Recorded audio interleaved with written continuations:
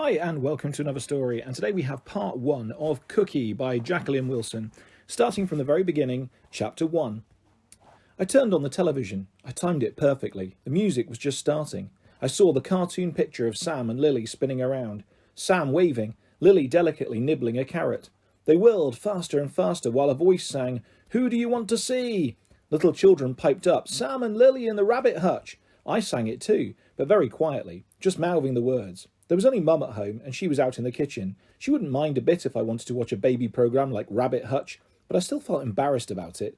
Imagine if some of the really snooty girls at school, Skye Wortley, or Emily Barrington, or Arabella Clyde Smith, came barging through our front door and caught me watching a programme for 5-year-olds. They teased me enough anyway.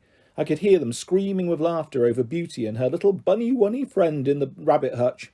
I shut my eyes tight. "Hey there," said a soft, gentle voice from the television. I opened my eyes. There was Sam smiling at me, the real man, not the funny cartoon picture of him. I smiled back at him. I couldn't help it. He had such a lovely, funny grin. His brown eyes shone, and he ducked his head a little so his soft, shiny brown hair flopped across his forehead. "How are you doing?" Sam asked. "I'm fine," I whispered. He nodded and then looked down at Lily. He was holding her close against his chest. He needed both hands because there was a lot of Lily. Her loppy ears brushed the collar of Sam's check shirt, while her black back paws dangled past the belt of his jeans. Sam held her firmly as she felt safe. She relaxed against him, slowly blinking her blue eyes. She knew he would never ever drop her. "I wonder what you've been doing today," said Sam, looking at me. "School," I muttered. "Which one?" Sam asked. "Lady Mary Mountbank. I started there last year," I said, sighing. "Is it that bad?" said Sam sympathetically. I considered. It wasn't all bad. Rona Marshall had asked me to her birthday party. She'd given my arm a special squeeze as she gave me the pink invitation card and said, "I do hope you can come." I liked Rona a lot. Even though she was best friends with Skye, Rona never ever joined in the horrible Beauty routine. She just looked embarrassed and raised her eyebrows at me, and once she whispered, "Take no notice." This was sweet of her, but how could I help noticing when they were chanting stuff right in my face? Miss Woodhead had been kind to me too. She specially liked my Roman project. I know this sounds as if I'm showing off, but she said I was a joy to teach. She said it quietly, just to me, and I went bright pink as I was so pleased. But one of the others heard her, and by break time half the class were muttering it and then making vomit noises. Skye made such loud vomit noises she nearly made herself really sick all down her school skirt. That would have been great. I didn't have time to gabble all this to Sam, so I just shrugged my shoulders. He'd understand. "Lily likes her school," he said, "but her lessons are easy peasy. 1 lettuce plus 1 carrot plus 1 cabbage equals 1 big bunny snack. Just so she doesn't get too fat, I've made her a new rabbit run in the garden. Do you want to go and do your exercises, Lily?" She nodded. "Shall we go and watch her?" Sam asked. I nodded. Sam carried Lily outside into the garden and gently lowered her into her new run. He'd put carrots and cabbages and lettuces at the very end of the run. Lily spotted them straight away and gambolled off like a greyhound, her ears flapping. "Would you run like that if your mum put your tea at the end of the garden?" Sam joked. Mum and I often did have tea in the garden, special picnics. Sometimes we even put our coats and scarves on and wrapped rugs around us and had winter picnics. "You bet, Sam," I said. Mum always made us magic picnics. She didn't cook anything. She didn't ever really cook, but she made each picnic special.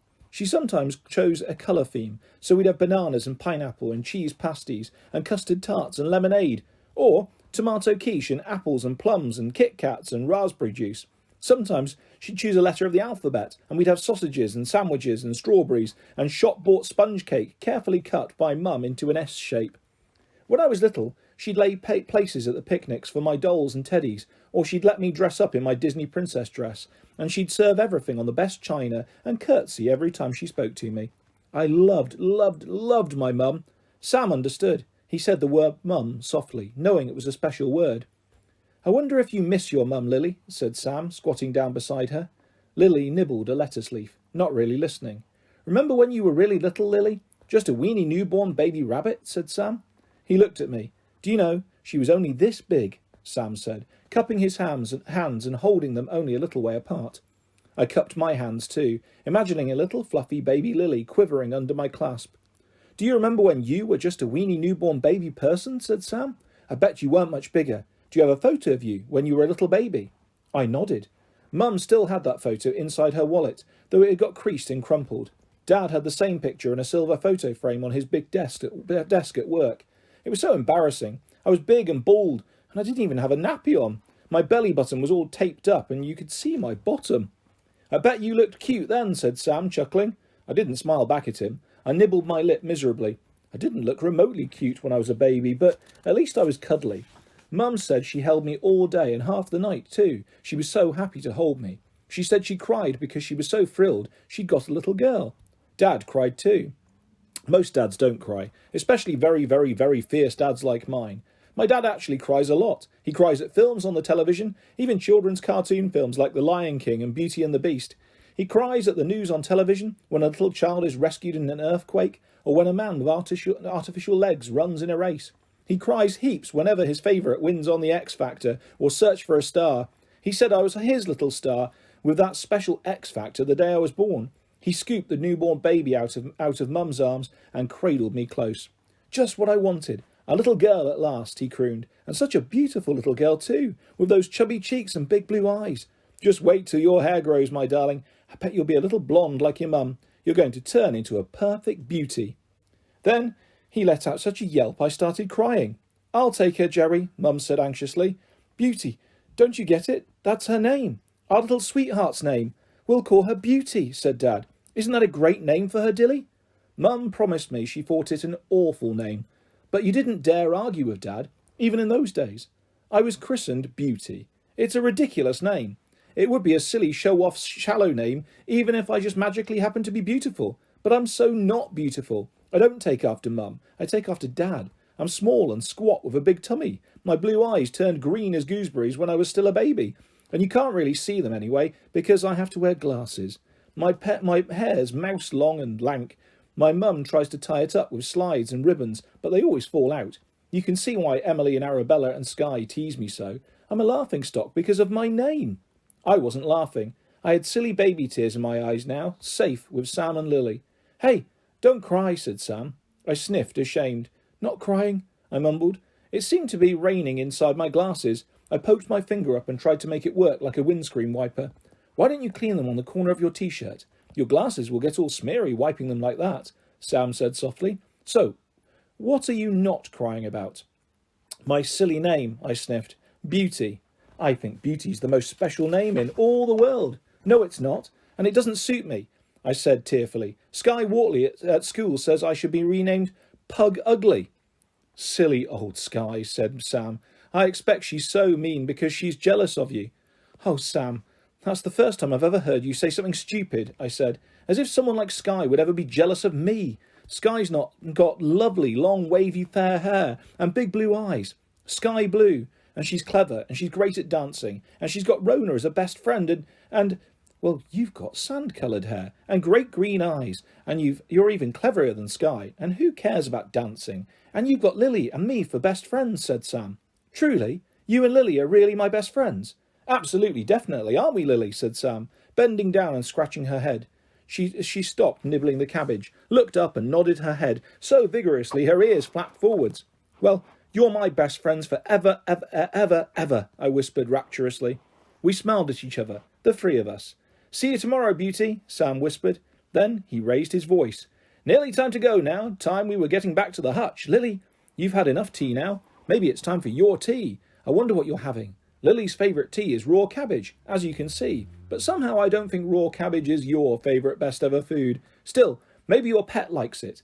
Why don't you send me a painting or a drawing of your pet's favourite food? Send it to Sam at the Rabbit Hutch. OK, bye then. He waved, then picked up Lily and helped her waggle her paw.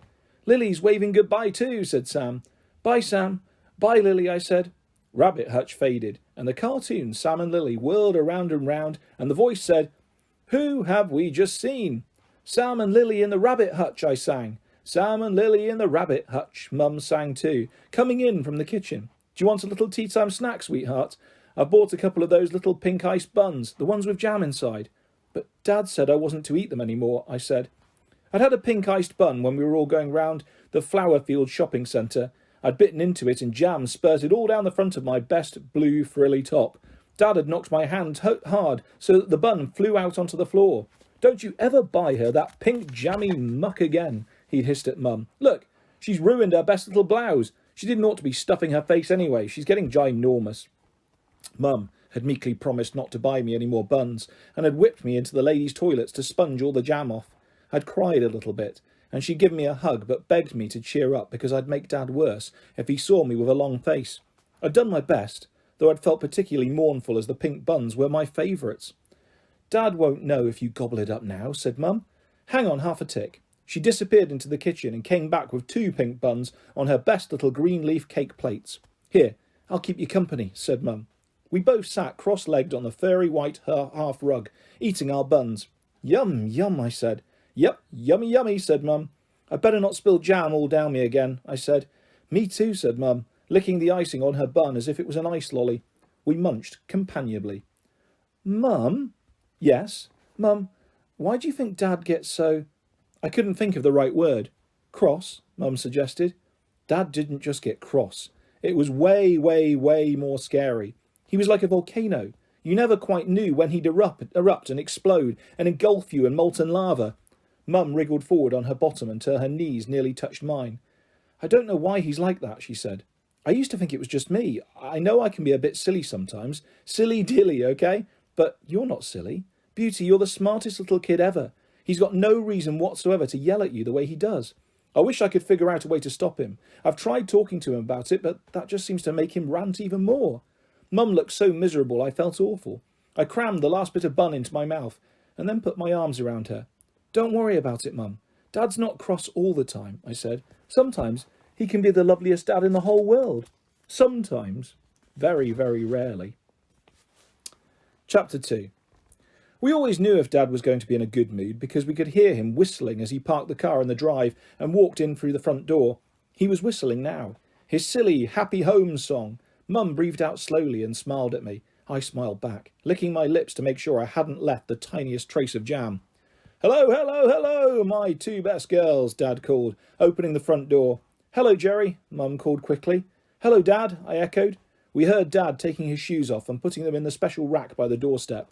It was one of his many rules. All outdoor shoes must be left at the front door because we mustn't risk scratching the polished parquet floor. Then he cleared his throat and started singing as he slid up the hall in the socks. Happy homes, where everyone smiles and nobody moans. He skidded into the living room, grinning at us, his arms outstretched. There's a mummy, pointing at Mum, and a daddy, pointing at himself, and a gorgeous little girl, pointing at me. So if we're happy in our home, then give us a twirl. He twirled around foolishly, his toe pivoting on the thick pile of the living room carpet. He paused. Give us a twirl, he shouted, wafting his hands in the air. Mum and I stood up immediately. Even if Dad was in a very good mood like today, the slightest thing could still upset him and make him turn. Mum twirled around, holding up her skirt prettily, pointing her toes. I twirled too. I whizzed round too fast as I was in such a hurry to get it over. I managed to trip over my own slippery feet and nearly fell headlong. Whoopsie, said Dad, catching me. Dear goodness, Beauty, you're so clumsy. I think we'd better send you back to those dancing lessons. My iced bun turned a somersault inside my tummy. Dad had sent me to ballet lessons when I was 6. I was the oldest in the baby class. There were some tiny girls who were only 3 or 4. They were all much better at dancing than I was. I couldn't do bunny hops. I simply landed with a bump on my bottom. I couldn't skip. My arms and legs went all wonky. I couldn't point my toes properly. They wanted to point in, not out. And I couldn't twirl gracefully to save my life. I stuck it out for a year until Miss June, the dancing teacher, tactfully told Mum that I didn't seem to be enjoying my dancing classes, so perhaps it might be better if I tried another hobby. Please don't make me do ballet again, Dad, I said. Don't you want to learn to dance like a little fairy, said Dad. Fairy elephant, more like, I said. Dad chuckled and ruffled my hair. He sat down in his big leather armchair and then pulled me onto his knee. He pulled Mum onto his other knee, as if we were both his little girls. Hey, Jerry, darling, did you get the planning permission for the Water Meadows project? Mum asked. I'm still working on it, but it looks very likely, said Dad. That's what we need. 200 spanking new, top-of-the-range happy homes with river views. They'll make our fortune, Dilly. You wait and see. You've already made our fortune, said Mum. I've worked hard for my girls, my wife, and my daughter, Dad paused, and my ex-wives and my layabout sons. Mum gave me a little frown. That meant, don't say a word. I was fascinated by the first Mrs. Cookson and the second Mrs. Cookson and my 3 half-brothers, Jerry Jr., Mark and Ryan. When we'd all met at Jerry Jr.'s wedding and Grandma's funeral. I'd loved feeling part of a great big family, but Dad didn't seem to like any of them anymore. He especially didn't like giving them any money, even though there seemed heaps to go around. The first two Mrs. Cooksons had their own happy homes, and now Jerry Jr. and his new wife Julie had their own happy home too. So that makes them bloomin' lucky, Dad said. I didn't have that kind of start in my life. I had to make my own way. Dad had started off working on a building site at 16. He worked his way up until he ended up buying the building firm. Then he branched out, became a property developer, building lots and lots of happy homes.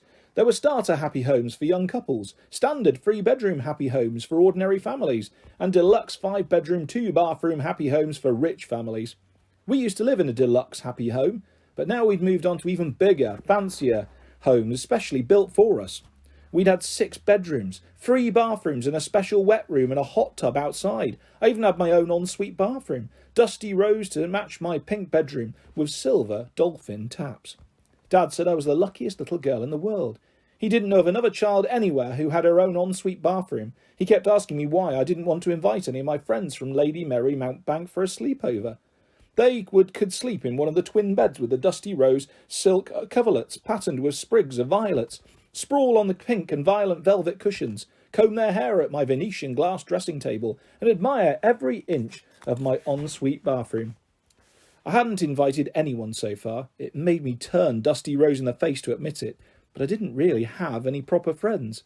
I did wonder if I dared ask Rona to tea, but that would annoy Sky and make her meaner to me than ever. Maybe Rona wouldn't come anyway. I wasn't even sure I wanted her to come myself. I'd probably feel dreadfully shy and not know what to say to her. What would we play for all those hours before bedtime? I liked reading when I was by myself, but you couldn't really read together. I liked painting, but I had to do it in the kitchen with newspaper spread everywhere, long before Dad came home. I wasn't supposed to do any painting whatsoever in case I spilled paint on the carpets. Dad didn't even allow felt-tip pens in case I got marks on the cream sofas. I was also very careful. But Rona was a giggly girl who never sat still.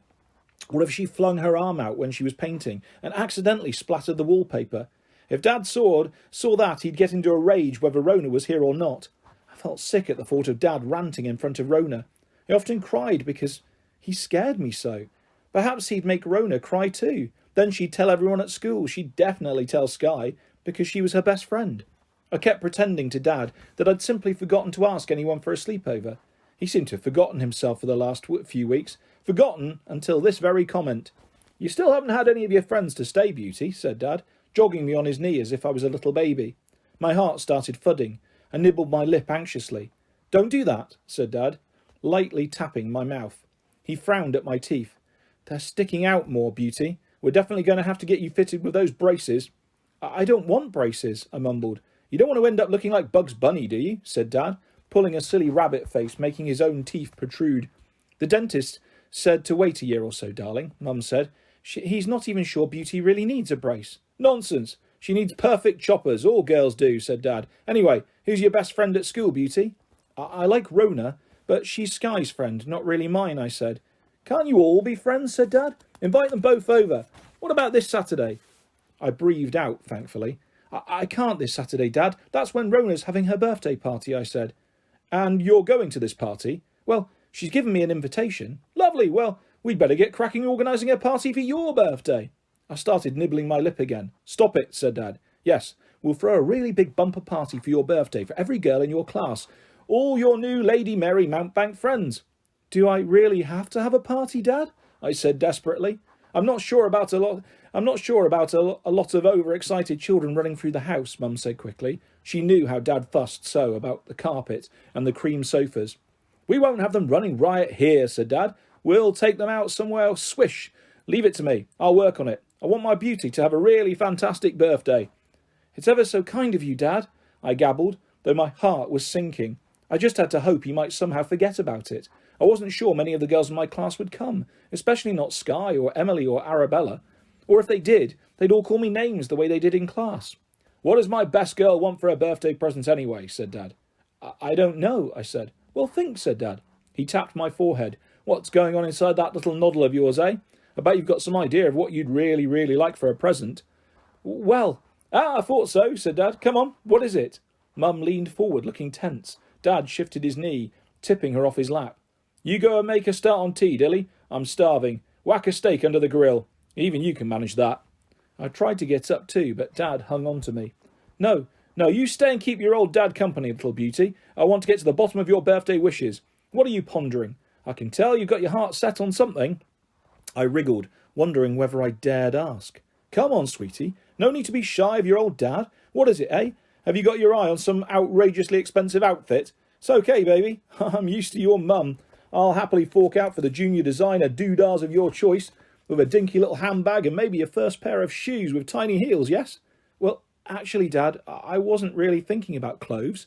Aye, aye? Something more expensive, eh? It's okay, darling. The business is doing well. You heard me tell your mum I'm on the brink of the biggest deal yet. Do you fancy your very own little laptop or a personal flat-screen telly for your bedroom? No, Dad. It's very kind of you, but I truly don't want anything like that. Then what is it? Come on, spit it out. I'll get you anything you like, my lovely. Then please could I have a rabbit? I whispered. What? Dad cupped his ear. A rabbit, I repeated. I'd really like a white one with loppy ears, but really any kind of rabbit would be... My voice tailed away, and I saw the expression on Dad's face. Are you thick, beauty? He said. I don't know, Dad, I said, not sure whether he wanted me to say yes or not. It didn't look as if I could win whatever I said. You come on like Miss Smarty Pants, but I say you're thick, said Dad, jabbing me in the back at every word. The last jab shoved me right off his lap onto the carpet. I tried to scuttle out of Dad's way, but he caught hold of me by the wrist. Don't, Jerry, Mum said, darting back into the room. I'm not hurting her, said Dad. He deliberately loosened his fingers so that they were just like a fleshy pink bangle on my arm. Am I hurting you, beauty? No, Dad, I said. And are you thick? He said. Yes, Dad, I said. Yes, Dad, certainly, Dad, as thick as 3 short planks, Dad, said Dad in a horrible, high, squeaky imitation of my voice. Please let her go, Jerry, said Mum. What has she done to upset you? She's only gone and ignored one of the very basic rules of this household, this particularly luxurious house, custom made by my own best craftsman for our benefit. I don't think it's asking much to want us to take care of this lovely home. I'm not what anyone would call a finicky man. Now, am I? Mum and I didn't care or dare to contradict him. I just like my house to be well looked after. No scratches on the parquet, no chips on the plaster, no dirty hairs or stains on the carpet. What causes scratches and chips and hairs and stains? Beauty? Do you really want to know the answer? Pets, Dad? I whispered. Yes, full marks. And what has my view on pets always been? I know, I can't have a dog or a cat, but I did think a rabbit might just be okay, because it wouldn't be in the house. It would live in a little hutch outside. In a little hutch? Where precisely? In the middle of my lawn? The rose beds? The patio? No, just by a wall somewhere. Yes, that would really add to the classy atmosphere. Rabbits in smelly hutches. What else would you like? Pigeons in cages? Ferrets scrabbling in a run? Not ferrets, Jerry. They'd eat the rabbits, said Mum, trying to turn it into a joke. You shut your face, Dilly, said Dad. No one's asking you. Don't talk to me like that, Jerry, please, said Mum. She tried to say it firmly, but I could see she was trembling. I'll talk how I please in my own house, said Dad. Now listen to me, beauty. I don't mind animals on a farm or in a field. I can get very fond of a winning Gigi at a racetrack. I won't have animals in the house or surroundings, okay? When we were peasants in mud huts back in the bad old days, folks shared their homes with a cow and a goat and a guard dog. But we're not peasants now, and this isn't a mud hut. This is a luxury home. Get that? Dad stuck his face right up close to me, so that his head seemed horribly big. I could see the vein throbbing in his forehead, the blood vessels in his eyes, the hairs up his nostrils, the flecks of spit on his lips. He looked like a storybook ogre, about to eat me up. I felt tears pricking my eyes. I knew I mustn't cry in front of him. I always looked so ugly when I cried. My eyes screwed up, my nose ran, and my mouth went square. It always made Dad madder than ever. I mustn't cry. I mustn't cry. I mustn't cry, I said inside my head, but the tears were already spurting down my cheeks. Go to your room right this minute, beauty, said Mum. It's naughty of you to nag at your dad for a pet. You know the rules. I knew Mum wasn't cross with me too. She was just trying to save me. Yes, get upstairs now, Dad thundered. I was off like a shot. I was in such a hurry I tripped on the stairs and scraped my shins, making me cry harder. I flopped into my rose silk bed and hugged my old rag doll PJ. I had a shelf of big fancy china dolls in Victorian costume. They had ringlets and bonnets and parasols, and long flounced dresses and tiny heeled boots. They were all collector's dolls and very beautiful, but I couldn't play with them properly. They just stood on their shelves and stared straight through me with their spooky glass eyes. I'd had PJ ever since I was a baby in a cot. Mum made her for me. Her eyes were crossed and her mouth was wonky, and her arms and legs were uneven. I'd given her a drastic haircut when I was little, which didn't help her appearance. PJ stood for plain Jane, but I didn't mind a bit that she wasn't very pretty. Her mouth still smiled and she felt soft, and she had her own special sweet smell. When I was little, I liked to suck my thumb and nuzzle my nose against her cloth cheek. It made me feel safe. I tried sucking my thumb now, holding PJ close. I could hear Dad shouting downstairs. Poor Mum. She was getting the worst of it now. I wanted to run downstairs, turning rapidly into super beauty, my arms pumping, legs bounding a mile a minute. I'd floor Dad, seize Mum in my arms, and with one mighty bound we'd soar through the open window, up away from our happy home. And that is where we will leave part 1 of Cookie by Jacqueline Wilson. I'll be back soon with the next part of this fantastic story, and lots more stories and videos coming your way very soon. If you'd like to subscribe or hit a like, that's always appreciated, guys. Take care. I'll be back soon. Bye-bye.